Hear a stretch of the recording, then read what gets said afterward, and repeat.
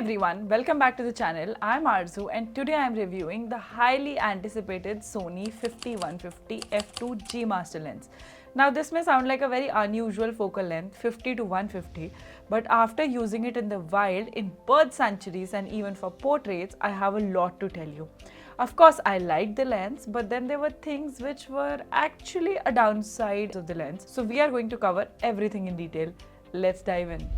Build quality and handling. Let's start with the build quality. The lens weighs around 1340 grams without the tripod collar, and trust me, it feels surprisingly light and well balanced, especially for a constant f2 aperture. I've been using it in safaris and at Bharatpur, hand holding it for hours at a time, and it was genuinely comfortable. I didn't feel the fatigue that we usually associate with the bulky big lenses in the field. The build is premium, very much in line with the G Master series. It's weather sealed, which is important when you're outdoors with unpredictable weather. The zoom ring has a very short 45-degree throw, so you can quickly shift from 50mm to 150mm without losing the shot.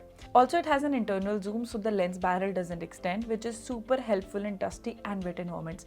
It has manual aperturing with click and lock options, an AF/MF switch, full-time DMF, and 3 customizable focus hold buttons. Thoughtfully designed for photographers and videographers who are working in the field and need fast controls. The versatility of the lens was what surprised me the most. At 50mm, you can shoot intimate portraits, both human and wildlife. At 150mm, you're getting in close enough for close animal portraits, especially for medium-sized subjects like peacocks, mammals, like big cats at a decent distance. I tested this lens on peacocks in 3 different focal lengths and it blew me away. You get excellent background separation across the entire focal range. So whether I was doing the wide habitat style shots or close-ups, the results were pretty impressive. This is that rare lens which is great for portraits, excellent for habitat storytelling, flexible enough to be used for street, travel and light sports work. In wildlife, we often carry telephotos like 400s and 600s, etc. But sometimes we miss a good mid-range fast aperture zoom for habitat shots.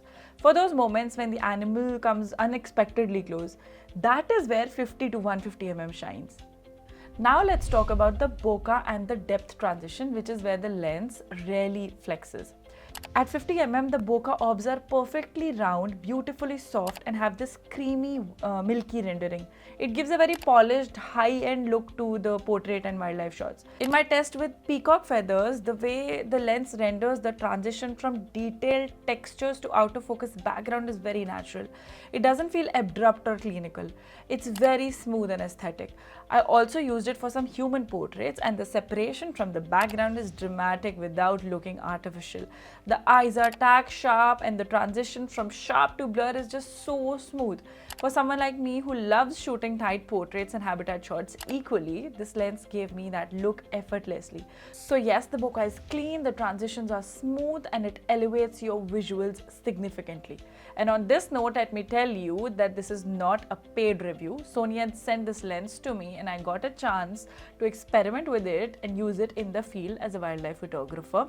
And it added a very different perspective to my work because it's a very unique focal length to shoot with in wildlife and nature photography. So I got some amazing shots with this lens and I wanted to share the same with you. Now let's talk about the autofocus performance. Coming to autofocus, this lens is powered by 4 XD linear motors and the performance is as fast as you would expect from Sony's premium glass. I tested it extensively on a manna bird at 50mm with the background which was the same color as the bird. Even in that tricky condition, it held the focus surprisingly well, tracking the subject as it moved. During takeoff, it briefly lost the bird, which is expected at 50mm due to the wider field of view. Now in human portraiture, I tested this on Irshad and shifted from 50 to 150 mid-session. The IAF was accurate, fast and sticky. Even when I was zooming in and out or reframing, the focus stayed on the eye.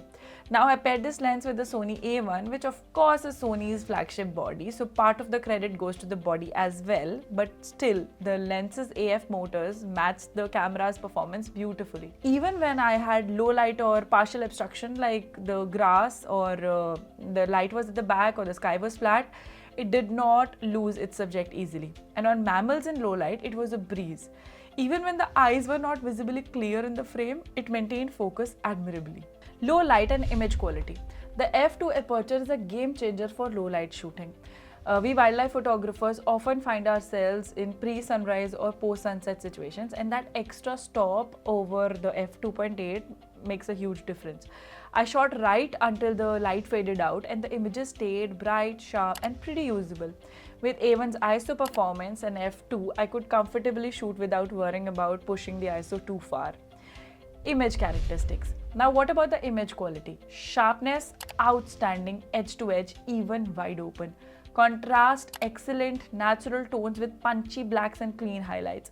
Colors, rich but not oversaturated. Very Sony G Master and look, true to life but vivid. Chromatic aberrations, I couldn't notice in these shots. Design features. Now it has some thoughtful design features which include tripod collar, which is removable, well balanced and used for static setups. It has 3 custom function buttons, which I've already told you. Iris ring with declick and lock that videographers love. And the front thread is about 95 mm, so I could attach an ND filter for some creative looks. The lens hood has a filter control window also, which is great for adjusting polarizers or ND filters without removing the hood. Okay, time to talk about the drawbacks now. It's priced at 3,70,000, which is pretty expensive.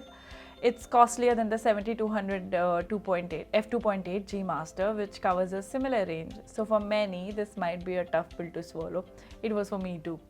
No teleconverter support. There is no rear clearance to attach a 1.4 or a 2x teleconverter, which is a huge problem in wildlife because it limits flexibility and you cannot extend the reach. No in-lens stabilization. It relies on your camera body's IBIS, which is usually fine, but this is something you should keep in mind.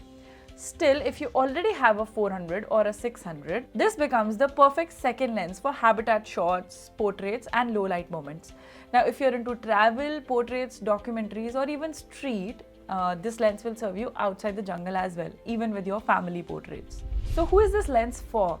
Wildlife photographers looking for a fast, versatile companion to a big telephoto, portrait photographers who want dreamy bokeh and fast autofocus, hybrid shooters who want to do both videos and stills, low light lovers who want native f2 zoom, which is lighter than Canon prime. Now, if you already have a 70-100 f2.8, the upgrade decision is tougher. But if you need something lighter, faster and more bokeh friendly and you're willing to invest, the 50-150 f2 is worth considering. If you have a super telephoto already, then this might be a considerable add-on to your kit. For me, I might add on to my kit later on because it solves a specific problem in my workflow. The lack of low light, mid-range zoom that can shoot both tight portraits and wide frames in the jungle. Now, if you found this video helpful, give it a thumbs up and share it with your fellow photographers. Got questions about the lens, or if you want to see a field vlog with this lens in action, drop a comment below. I will see you in the next video.